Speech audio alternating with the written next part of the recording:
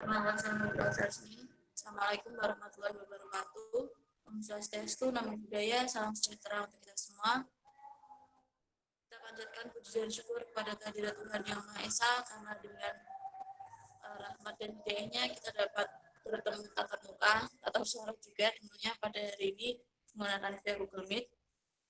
Agenda pada sore hari ini ialah sekolah kader yang sebenarnya ditujukan untuk semua anggota BEM Fakultas Hukum sekarang. Sebelum lebih jauh kita mengadakan sekolah kader, saya akan membacakan tentang aturan sekolah kader pada sore hari ini. Yang pertama yang berhak menyampaikan adalah pemateri dan moderator. Poin 2, peserta diharapkan online dan menyimak selama pemateri berlangsung. Poin ketiga, pada sesi tanya jawab, peserta dapat memberikan pertanyaan atau tanggapan setelah dipersilahkan oleh moderator. Poin keempat, tiap peserta dapat memberikan pertanyaan maksimal 2 pertanyaan yang tidak out of topic. Poin kelima, sesi pertanyaan akan dilakukan apabila waktu masih tersedia. Jika tidak tersedia, maka akan dialihkan dalam bentuk draft dan dijawab secara personal dan diskusi grup. Baik, poin keenam, disarankan setiap peserta dapat memahami materi terlebih dahulu. Yang ketujuh, mengajukan pertanyaan pada pemateri dengan cara mengangkat tangan atau menyalakan video ataupun menyalakan mikrofon. Yang kedelapan, diwajibkan mute speaker pada audiens ketika pemateri atau moderator menyampaikan apa yang perlu disampaikan. Oke. Selanjutnya kita langsung aja menyapa Bang Yefta yang sudah join pada sore hari ini. Bang, apa kabar Bang? Halo, cek dengeran ya? Iya, kedengaran Bang. Siap. Ini suara aku berisik nggak ini Bang? Enggak. Oke. Mungkin Bang Yefta bisa untuk mempersingkat waktu bisa langsung menyampaikan materinya aja perihal pada sore hari ini. Oke, terima kasih teman-teman Fakultas Hukum sudah menyempatkan waktu dan kemudian mempercayakan kepada saya untuk membawakan materi. Jadi materi kali ini menurut saya cukup menarik karena kita membahas mengenai kader. Ya, kader itu sendiri adalah bingkai dari sebuah organisasi. Atau bisa dikatakan dengan kata lain, itu tulang punggung dari suatu organisasi. Artinya, secara etimologi atau secara bahasa, kader itu memang punya tujuan untuk mengembangkan suatu organisasi dengan visi misi yang ada. Entah organisasi apapun, pasti di dalamnya itu ada kader. Nah, kader-kader inilah yang menjadi tulang punggung atau menjadi suatu pergerakan dalam organisasi. Nah, dalam diskusi kali ini temanya menciptakan kader yang berintelektual, kemudian berjiwa sosial, berintegritas seperti itu. Jadi sedikit saya sampaikan, saya nggak akan berlama-lama. Jadi mengenai intelektual, Agus Comte itu pernah menyatakan bahwa suatu kegiatan yang itu mengalami 3 fase atau 3 proses. Yang pertama itu tahap teologis. Tahap teologis adalah suatu tahap yang kita melihat semua kejadian itu berada di luar kemampuan manusia. Nah, contoh masyarakat Nusantara saat itu atau masyarakat Indonesia zaman dulu percaya bahwa segala sesuatu yang terjadi itu berada di luar kekuasaan manusia. Makanya ada kepercayaan untuk nyembah pohon, kemudian nyembah batu segala macam. Kemudian berkembang menjadi tahap metafisik. Nah, tahap metafisik ini lebih bagus karena manusia percaya bahwa segala sesuatu itu bisa diungkap. Jadi sebenarnya ini hujan ini datangnya dari mana, semisal seperti itu. Oh, ada prosesnya. Nah, manusia mulai menyadari segala sesuatu itu ada prosesnya. Nah, kemudian tahap yang ketiga adalah tahap positif. Itu berpikir secara ilmiah. Nah, manusia sekarang sudah berpikir positif. Artinya kita bisa memilah-milah mana ini yang ilmiah, ini mana sesuatu yang tidak ilmiah. Apalagi mahasiswa, kader-kader intelektual dalam suatu organisasi itu pasti memahami makna dari berpikir secara ilmiah. Oke, itu contoh mengenai perkembangan intelektual. Nah, faktor untuk orang bisa menjadi intelektual itu karena adanya salah satu ya, karena adanya informasi.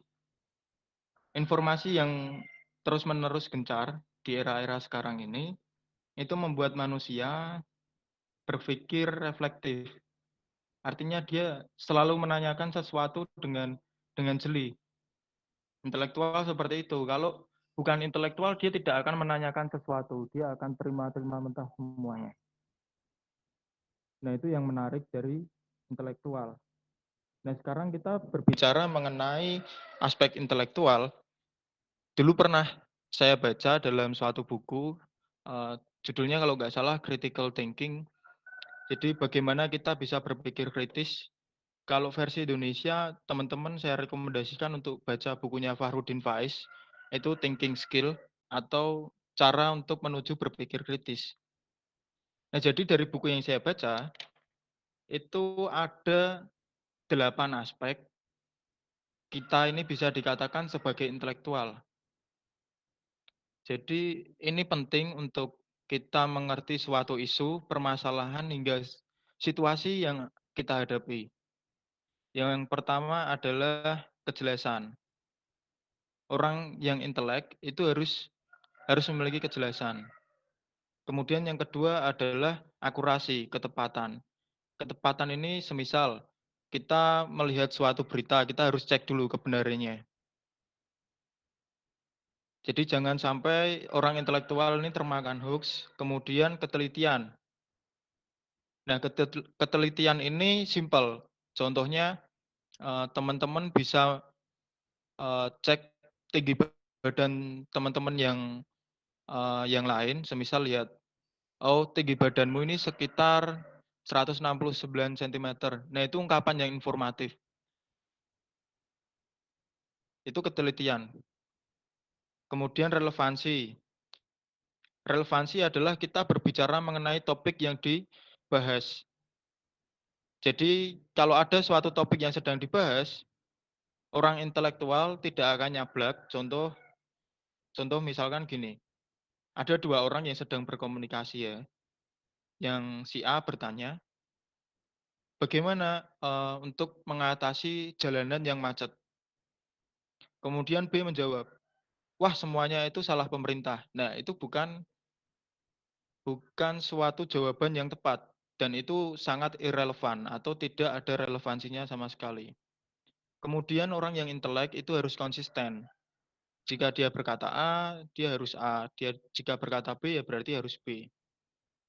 Nah, kemudian logika. Dalam logika ini banyak banget nanti kita bisa bahas soal itu. Jadi dalam logika kita bisa bikin pernyataan-pernyataan atau biasa disebut dengan premis. Nanti ada premis satu, premis 2, kemudian ada kesimpulan atau konklusi. Seperti itu. Terus kelengkapan dan yang terakhir adalah fairness. Fairness ini artinya keadilan, bukan keadilan yang justice ya, bukan bukan seperti itu, tapi keadilan dalam menyampaikan informasi, menyampaikan pendapat, dan lain-lain. Artinya, ketika kita menyampaikan sesuatu atau menyampaikan argumen itu bebas dari bias, kemudian asumsi yang nggak jelas, stereotip, ataupun dendam pribadi. Nah, itu menurut 8 aspek tadi ya. Kemudian kalau dari psikologi, intelektual itu adalah proses berpikir atau proses kognitif itu ya. Jadi manusia pada hakikatnya secara naluri itu pasti akan berpikir. Kita bisa menilai sesuatu segala macam itu memang aspek manusiawi kita. Jadi kalau saya pribadi melihat intelektual ini tidak dilihat dari jenjang pendidikan, tapi lebih daripada kita mencerna informasi kemudian menghubungkan sebab akibat hingga eh, suatu sebab akibat itu punya kesimpulan yang logis. Jadi banyak hal yang menurut saya nggak logis untuk akhir-akhir ini, terutama soal teori konspirasi. Nah, itu nggak logis. Teman-teman intelektual harus bisa cek apakah konspirasi ini masuk akal atau tidak. Soalnya di kalangan mahasiswa banyak sekali teman-teman yang percaya konspirasi. Nah, intelektual seperti itu. Jadi kalau menurut Bung Hatta ya, intelektual itu ya kita punya tanggung jawab moral yang besar. Yang dimaksud Bung Hatta adalah kita sebagai kaum intelektual itu tidak boleh pasif, harus berperan aktif. Nah, ini yang masuk dalam aspek tema kalian yaitu berjiwa sosial. Jadi jangan sampai kita tidak bisa melakukan hal-hal yang sifatnya memang pengabdian kepada masyarakat atau mengedukasi masyarakat. Kita harus aktif. Nah, bagusnya kaum intelektual itu harus memberikan pencerahan kepada masyarakat. Jadi kita ini insan akademis, kalau menurut Gramsci, insan akademis ini dikatakan sebagai intelektual organik. Intelektual organik ini yang bisa melihat suatu teori dengan realitas yang ada, kemudian kita bisa mengambil kesimpulan untuk menciptakan perubahan. Nah, kalau dari Gramsci ini, intelektual itu ada dua. Satu intelektual organik tadi, kalangan mahasiswa, orang-orang yang berpendidikan di akademis ya. Kemudian yang kedua itu intelektual tradisional. Itu sifatnya fungsioner seperti politisi, manajer, dan lain-lain. Kenapa dikatakan intelektual organik? Karena bagi Gramsci saat itu mahasiswa memang tidak memiliki kepentingan kekuasaan ataupun kepentingan politik. Makanya dia bisa mewakili setiap ada kegiatan kemasyarakatan, mahasiswa yang menjadi penengah. Itu. Mahasiswa yang bisa turun, mahasiswa yang bisa mengabdi kepada masyarakat. Jadi kaitannya dengan intelektual, apalagi teman-teman dalam suatu organisasi, itu pasti saya yakini dan saya aminkan teman-teman itu berjiwa sosial. Kemudian berbicara mengenai integritas. Integritas saya nggak akan bicara panjang lebar, tapi simpelnya seperti ini. Integritas itu suatu konsep bahwa kita berkata dan bertindak itu harus sama. Perkataan dan perbuatan itu sama. Nah, itu integritas. Kalau dalam pekerjaan, nanti suatu saat teman-teman dalam pekerjaan akan paham. Ataupun dalam organisasi, teman-teman nanti akan paham bahwa integritas itu sangat penting. Apa yang kita katakan dengan apa yang kita lakukan itu harus sama. Seperti itu. Nah, jadi mengenai intelektual tadi saya sudah jabarkan, singkat aja, kita bisa masuk sesi diskusi. Jadi saya di sini sebagai pemantik, silahkan teman-teman menanggapi ataupun ada yang mau bertanya ataupun ada yang mau menjawab, silahkan. Oke, terima kasih Bang. Mungkin dari teman-teman di sini ada yang ingin ditanyakan seputar diskusi pada sore hari ini. Kalau belum ada, saya sebagai moderator mau tanya juga nih Bang. Jadi kan kalau kita bahas tentang integritas tadi kan Bang Ifta bilang integritas itu apa yang dikatakan dan apa yang dilakukan itu harus sama. Tapi kalau saya melihat proses dari teman-teman saya, awalnya tuh mereka bilang gini, tapi nanti perbuatannya itu beda. Nah, tapi itu tuh proses mereka, pada akhirnya mereka baru bisa menyinkronkan apa yang mereka katakan dan apa yang mereka perbuat. Nah, itu tuh termasuk proses dari menuju pribadi yang lebih berintegritas atau bagaimana, Bang? Terima kasih. Oke, saya jawab. Saya pribadi dulu juga tidak serta-merta bisa langsung menjadi pribadi yang punya integritas baik. Artinya memang kita perlu melewati proses itu. Nah, dari banyak orang, banyak pemikiran, kita bisa saling menghargai. Contoh kita mengadakan rapat jam 3. Nah, teman-teman, saya harap atau saya sarankan untuk datang sebelum waktunya atau kita sudah sediakan waktu sebelum waktunya. setengah 3 atau 10 menit atau 15 menit atau 20 menit sebelumnya. Jadi kalau untuk tepat waktu, masalah tepat waktu itu susah. Tapi kalau sebelum waktunya saya kira teman-teman bisa. Nah, jeleknya Indonesia sampai sekarang itu masih jam karet. Jadi sesuatu semuanya itu molor dianggap suatu hal yang biasa. Nah, bagi saya itu bukan suatu hal yang biasa, tapi bukan lagi saatnya anak-anak yang memang berorganisasi, apalagi anak fakultas hukum ya, yang dipegang adalah perkataannya. Itu nggak pantas kalau kita terus-terusan eh, mengolor-olor waktu ya, mengulur-ulur waktu. Jadi kalau belajar dari senior-senior yang di atas saya, senior-senior yang terdahulu, senior kalian, itu mereka mengajarkan tentang konsistensi atau integritas itu sendiri. Sama halnya integritas yang disepakati dalam sebuah organisasi, misalkan ketika kita rapat, kita silahkan saja berdebat, berantem secara argumen, tapi setelah keluar dari pintu rapat, kita harus selesai. Artinya kita tetap berhubungan baik dengan teman kita, tidak ada baper-baperan. Nah, itu integritas yang sudah disepakati ketika berantem di dalam ruangan ya sudah, ketika selesai ya selesai. Saya kira gitu Siva. Jadi itu proses, tapi itu memang harus dilakukan terus-menerus supaya kita punya integritas yang baik. Oke, terima kasih Bang. Saya juga mau tanya nih Bang, kan saya sebagai uh, ketua departemen kader juga pasti juga perlu untuk menyiapkan kader-kader dari BEM nantinya. Nah, ini yang masalahnya mungkin sepele sih, tapi sering terjadi. Kan kalau kita lihat dalam sebuah organisasi pasti ada yang namanya titik jenuh dalam arti mungkin kader tersebut kayak sibuk dengan kesibukan pribadinya, dengan kehidupan pribadinya, sampai malah kadang di suatu waktu mereka lupa kalau mereka itu juga memiliki tanggung jawab pada organisasi. Nah, itu mungkin cara kita untuk menggait kembali atau mengingatkan agar nantinya mereka bisa join lagi, bisa kayak ikut berkontribusi lagi tuh menggaitnya bagaimana ya, Bang? Ini seperti permasalahan umum di setiap organisasi sih menurut saya. Menurut Bang Yefta gimana? Terima kasih.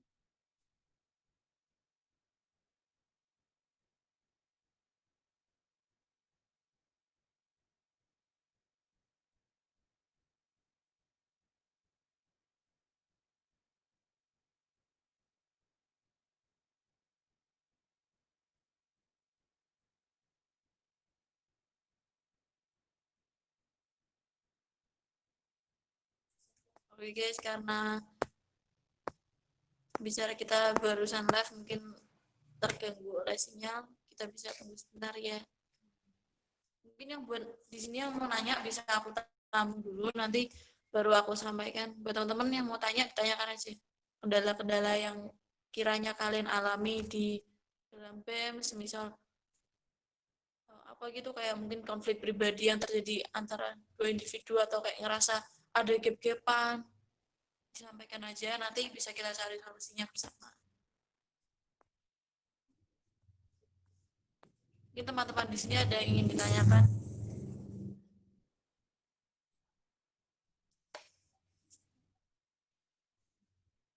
Aduh, bentar ya.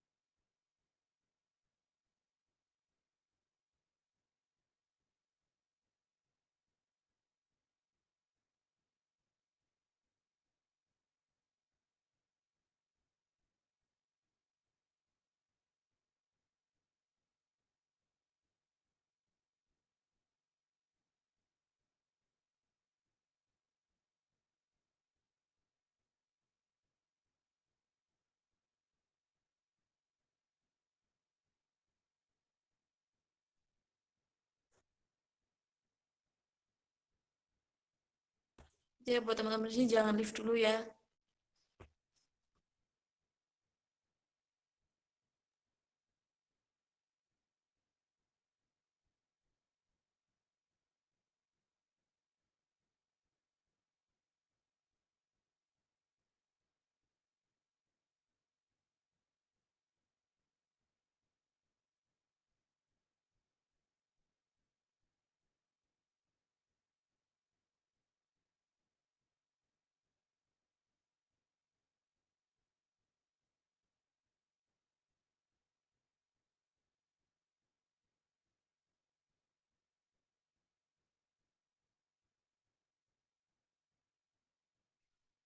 Oke, untuk Bang Ifta, selamat bergabung. Mungkin tadi ada beberapa kendala, makanya lift. Bang Ifta mungkin bisa mendengar suara saya.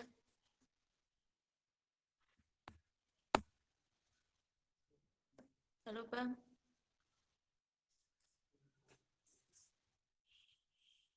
mungkin Bang Ifta bisa mendengar suara saya. Mungkin mikrofonnya bisa dicontreng atau diaktifkan.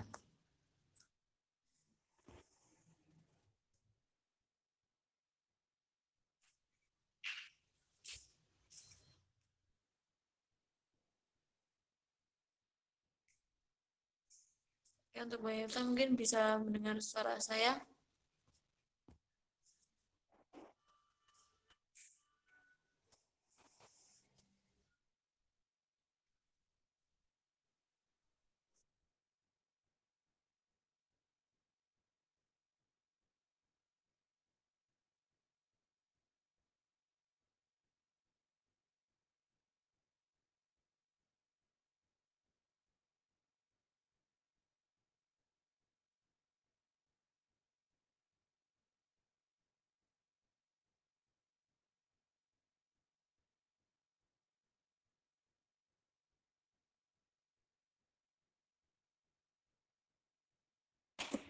Ini mungkin karena ada beberapa kendala, eh, bisa kita tunggu sebentar. Buat teman-teman bisa stay di sini dulu sambil menunggu. Mungkin dari teman-teman sambil menunggu ada ingin pertanyaan yang disampaikan atau ingin ditanyakan karena kita juga masih ada waktu.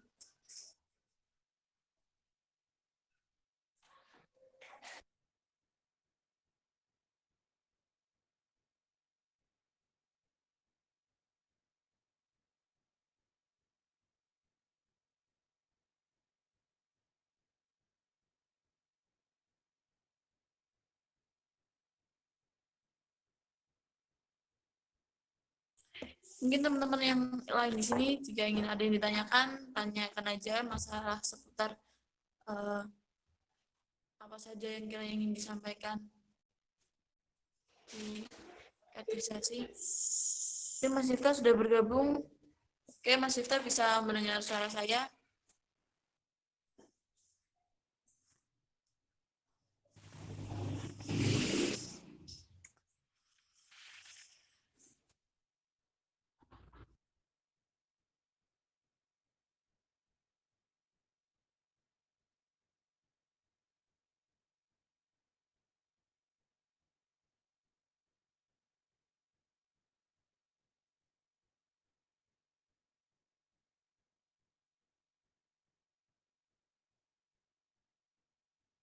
Oke, buat teman-teman yang di sini mungkin dari pembicara kita atau materi pada sekolah kader sore ini ada beberapa kendala. Mungkin teman-teman jika ada yang ingin disampaikan, disampaikan aja terkait masalah-masalah dasar ya mungkin yang sering terjadi di sekolah kader, di pengkaderan kita, mungkin hal-hal dasar kayak bagaimana sih cara menghadapi konflik antar sesama eh, pengurus atau sesama staf atau sesama teman dalam suatu organisasi. Mungkin dari teman-teman ada yang ingin ditanyakan, nanti bisa saya tampung dulu, lalu nanti disampaikan. Silakan untuk teman-teman jika ada ingin pertanyaan yang ingin ditanyakan.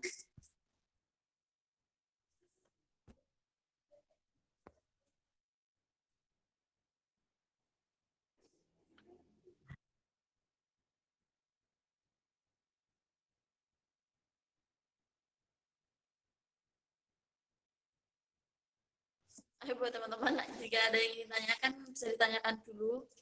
Nanti aku tampung dulu dari pembicara kita juga ada beberapa problem. Karena itu mungkin belum bisa join pada sore hari ini. Nanti untuk pertanyaan bisa ditampung dan dijawab melalui draft seperti itu. Buat teman-teman, ada yang ingin disampaikan kayak apa sih kira-kira keluhan-keluhan yang kalian alami, kayak bagaimana cara menghadapi konflik antar pengurus, antar anggota, seperti itu. Ini teman-teman ada yang ditanyakan, udah tanya aja enggak apa-apa. Ini karena juga dari bicara ada beberapa problem.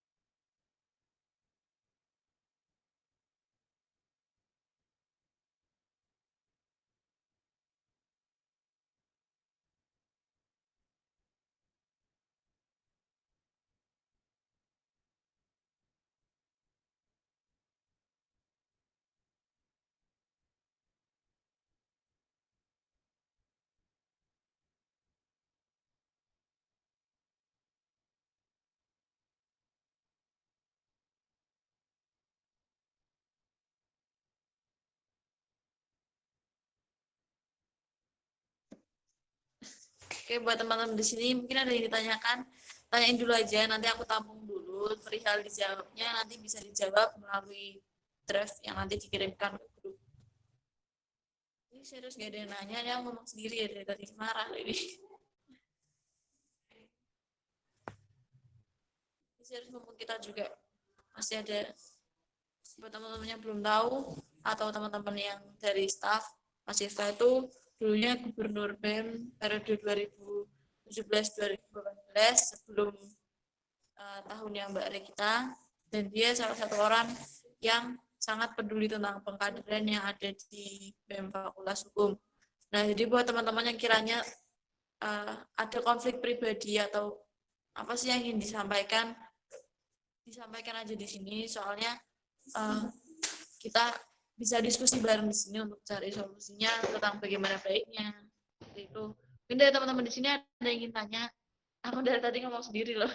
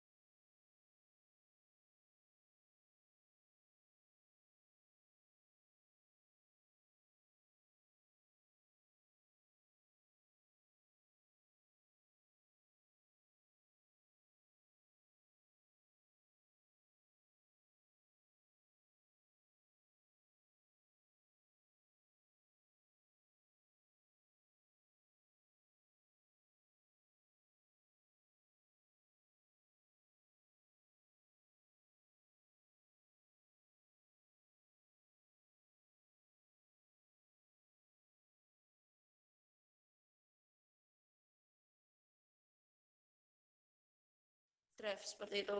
Setelah ini teman-teman bisa leave karena kan juga dari pemateri karena ada beberapa halangan jadi belum bisa join pada sore hari ini lagi. Terima kasih buat teman-teman yang udah gabung di sekolah kader pada sore hari ini. Maaf apabila ada kata atau mungkin acaranya sedikit terhambat karena ada beberapa hambatan. Saya mewakili Departemen Kaderisasi mengucapkan mohon maaf dan terima kasih besar-besarnya kepada teman-teman yang sudah join pada hari ini. Selamat sore. Wassalamualaikum warahmatullahi wabarakatuh.